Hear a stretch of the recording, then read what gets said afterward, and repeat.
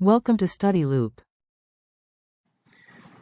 So now we'll work on problem 1, problem 70 from chapter 1.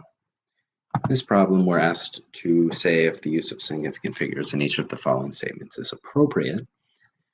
In part A, we're asked about the value of the circulation of the National Geographic magazine. The value is a whole number, 7,812,564.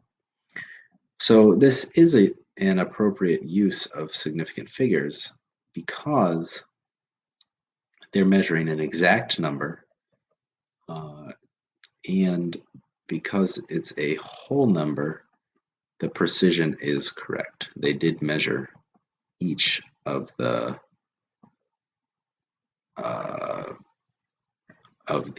magazines that was in circulation.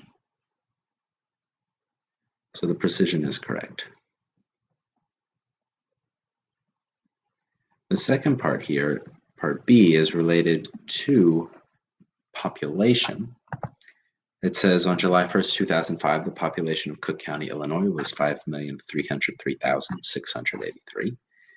So similarly to the first part, the answer is yes here. We're measuring an exact amount of people. So decimals would be inappropriate, obviously, in this situation, but we don't have decimals. We have a whole number, and they're able to precisely measure that. For part C, it says in the United States, 0.621% of the population has the surname Brown.